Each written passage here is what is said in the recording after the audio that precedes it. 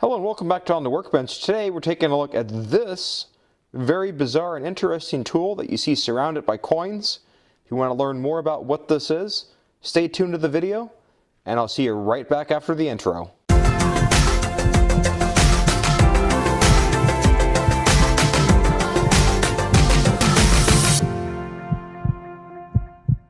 Hello and welcome back to On the Workbench. Today we're taking a look at this.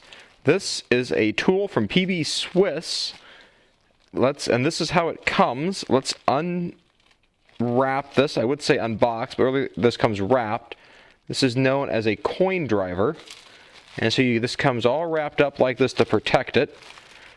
And when we get this out of the wrapping, which is just a bag, we see this beautiful tool as the coin driver.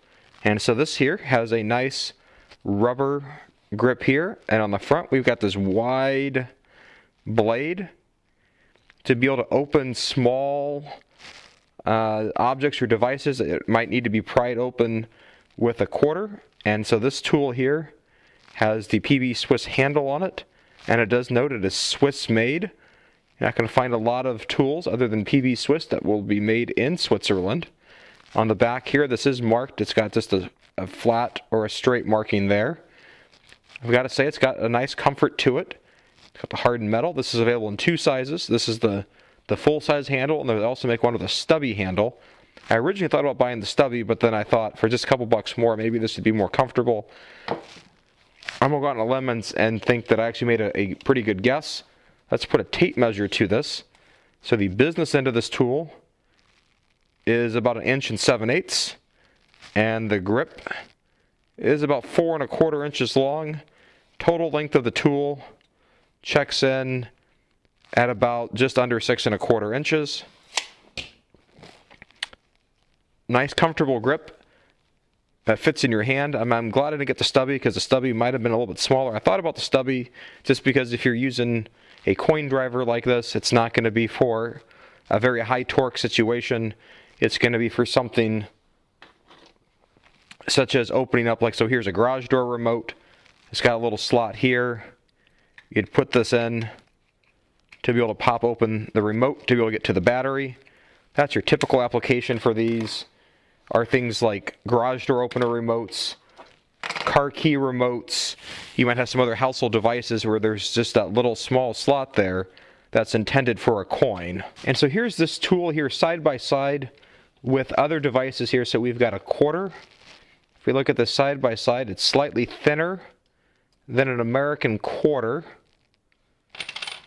Compared to a dime, it's about the same thickness as a dime. Maybe slightly thinner than a penny, and obviously it's going to be thinner than a nickel. And if you look at the radius up here on the top, I put the quarter underneath. You can see where this is just a little more blunt than a quarter. But if you look at the curved edges have a radius very similar to a quarter. Now I'm back with an assortment of various coins from around the world from various travels of mine. And so first of all, across the bottom, I got a series of Swiss coins. Since this is made in Switzerland, this seems like the logical place to start. And it looks like this lines up pretty nice with a 1 Swiss franc coin. You can see that's about the same size and width, similar to a US quarter. You go to a 2 franc coin, obviously bigger, and the 5 franc coin, the biggest of them all, no comparison. You know, it's interesting when you look at some of these other coins from around the world.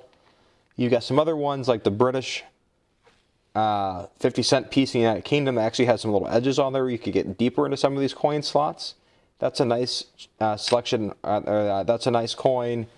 Here's another one from Jamaica that's got a similar design. Those particularly stand out.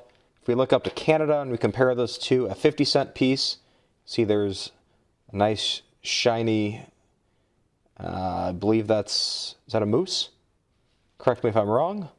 And this lines up pretty well with that Canadian quarter. Compare it to a loonie, no comparison. And of course to the toonie, no comparison. If we look in for euro coins, here's the 50 euro cent coin. It's obviously much thicker with a serrated edge. And even the 1 euro coin, thicker. We have to go smaller. If we want to look at, say, from the Czech Republic, here's 2 crowns. It lines up very well with that. In terms of the size, that's almost a perfect match for the size. This has a multi-sided design that makes it almost round, or maybe you call it semi-round. You look at a Norwegian, what's this, 10 kroners, a little bit smaller than that. This is definitely thicker. You got the single krone. This lines up on top. Similar. Jump over to Poland, look at your zlotys. This is maybe a pretty close comparison, but definitely a little bit thicker here.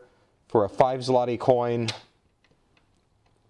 we jump down to the 1 zloty, and that lines up pretty well as well. So far we've seen that this is very similar to a Polish zloty, as well as a Czech 2 krone coin. I really like this Czech 2 krone coin. 2 kroners. Pardon me if I'm saying that wrong. We go over to Japan. We've got this one. This is nice with a hole in it. It would help be easier to keep track of it. Lines up very well with that. I'm not sure actually the denomination of that in Japanese yen. Go to a 50 yen piece. Very similar lining up. If we slide over a little bit farther, look at our 2 pence piece. 2 pence is definitely larger than this. 50 pence piece, obviously larger, but this has the sides on it. That's nice. If we look at the 20 pence piece, this lines up. It's a little bit larger than a 20 pence piece. 20 pence obviously has some of the sides on it. I already showed you the Jamaican one. And if we look at a Brazilian real, obviously the Brazilian real coin is larger. Now, one other comment here I think is interesting in terms of when I think about markets for where this tool might have some use. One of the things, and I've got some Thai currency here on the workbench, and one of the things that, based on my cultural understanding of Thailand, I would be strongly surprised if people in Thailand would find it to be culturally appropriate to be using coins as tools that would involve some form of prying, because one of the cultural hallmarks in Thailand that if you drop a quarter or you drop a coin, you're not supposed to actually step on it, stop it from rolling away, because it has their king's face on it.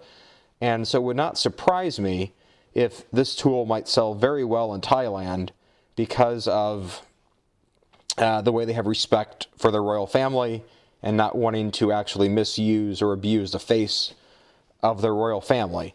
And so accordingly, I'm not going to pick up that coin and try to compare it to this, but you can see just putting it side by side, it would be, this tool will be just a little bit larger.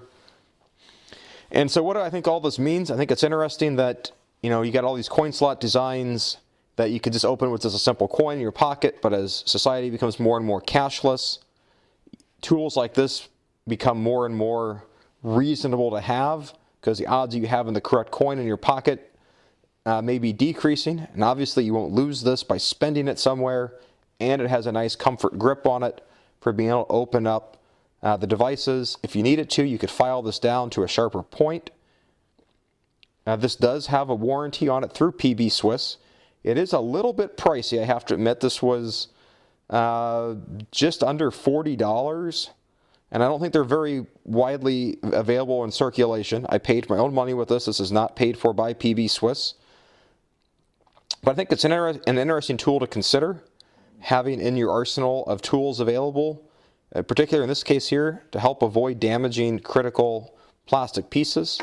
One thing I wish I would have seen in this tool, or at least that there was an option that there could have been a non-marring plastic end here. Obviously, I'm not sure you could have the lifetime warranty, or some sort of a graphite or a softer finish here at the end, and maybe it'd be a wearable that you'd have to, that you just have to consider disposing of the tool. But this is very well polished and smooth. There's no serrations on it.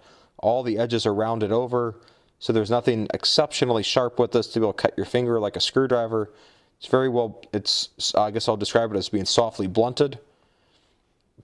And so there you go. There's your look at the PB Swiss 8125 9-45 coin slot driver.